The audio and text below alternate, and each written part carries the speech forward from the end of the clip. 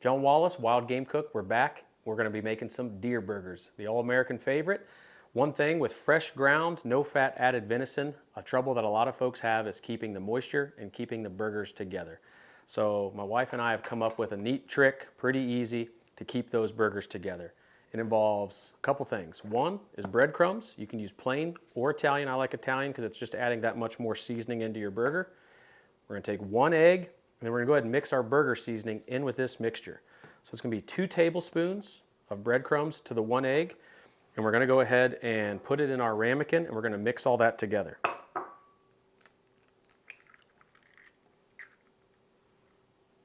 I don't know about you, but in our house, we consider this good luck. This is a double yolker right here. So it really won't affect the recipe much. Make sure you don't get any shells in there. Again, 2 tablespoons. You don't want them to be heaping. A little goes a long way. And we're simply going to stir this up to incorporate.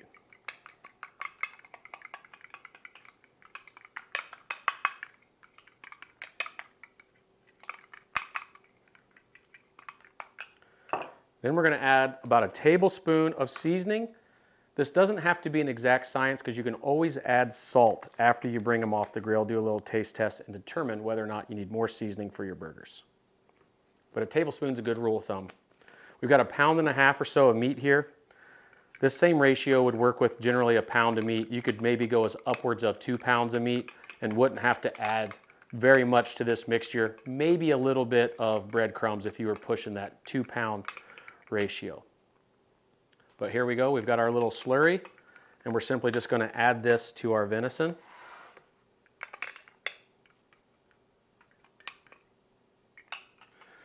I'll put some gloves on to stay clean.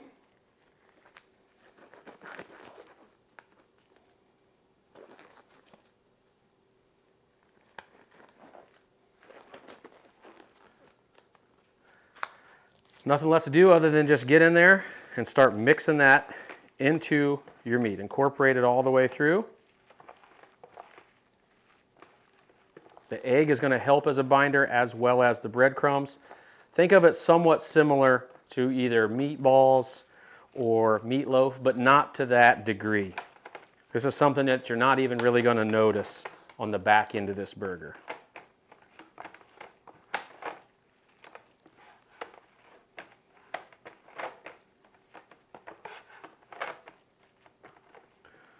All right, then you're going to simply just take your patties and make them to the size of your buns. We've got pretty standard hamburger buns here today. And there's our burger patty right there. If you've got different age, different size, age folks in your house, you can make smaller burgers, larger burgers. They don't all have to be the same.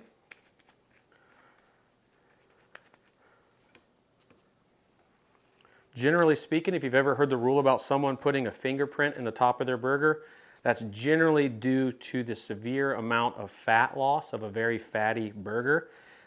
With venison being extremely lean, that's not something that you necessarily need to do. We're going to be cooking these today in our skillet. These could totally be cooked on the grill, on your smoker, on your flat top, anything you see fit to cook these burgers. By cooking them in a skillet or on a flat top, what you do get is if they were to some reason try to fall apart on you, it doesn't fall through the grates, and once you melt your cheese of choice on these burgers, it just helps glue it all together.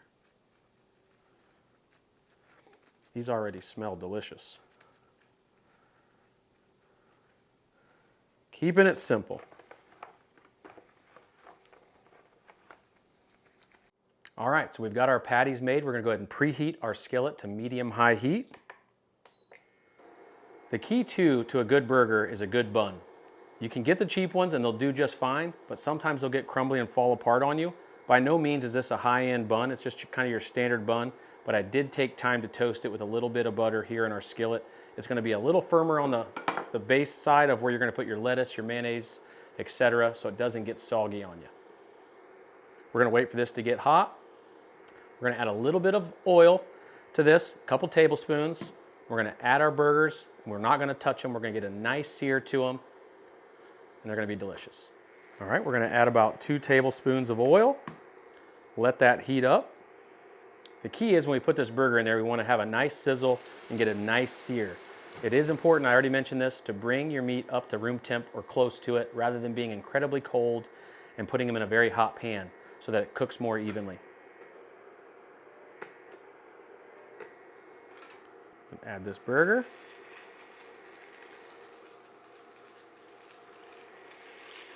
You don't want to overcrowd your pan, so I'm only going to do 3. Stir them around, let them get good contact to that oil. I'm going to go ahead and wash my hands, and we'll see you back here in a minute.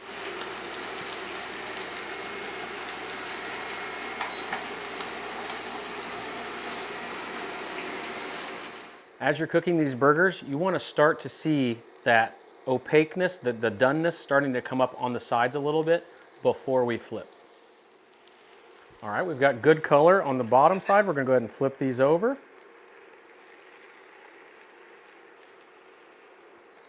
All right, this is where you want to manage your heat a little bit. We want to get that sear, but then we also want it to cook through. So you want to make sure you give it some time to come up to temp in the center. We can start assembling our burger. So what I like to do is take a little bit of mayonnaise and place it on the bottom of the bun to act as a little bit of a binder for everything. We can probably go ahead and then add our lettuce. I then like to add my pickles. I like to add as many toppings to the bottom as possible so that if you put it on top and you go to squeeze, it doesn't all just fall right off the burger. Go ahead and grab a nice tomato. Add a couple of onions. And then we'll just be ready to melt the cheese on the burger here a little bit. If you want to use a glass lid in order to help melt the cheese, that'd be helpful as well. In our house, we have a variety of favorite cheeses. We're going to do one with provolone, one with American, and one with Colby Jack. We'll go ahead and put the lid on there, help that cheese melt. These should be done in just about a minute or so. All right, our cheese is melted. We're going to go ahead and shut off our pan. We're going to go ahead and transfer these over to our drying rack and just let them kind of rest a little bit. Beautiful. Kind of just let those hang out. Let them kind of just, again, rest so that it's not molten lava when we go to bite into it. And we'll see you back here in a minute.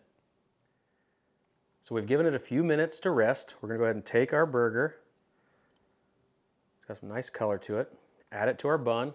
I'm going to go ahead and finish this off with a little bit of ketchup. I'll leave the mustard for the kids.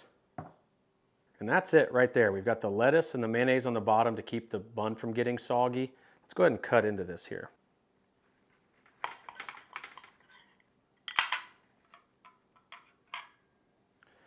We've got some nice redness in there, pink. It's not overdone. It's not undercooked.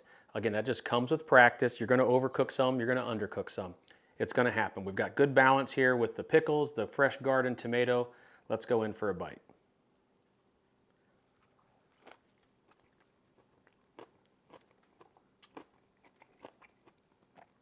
Incredibly juicy. It's held together very well.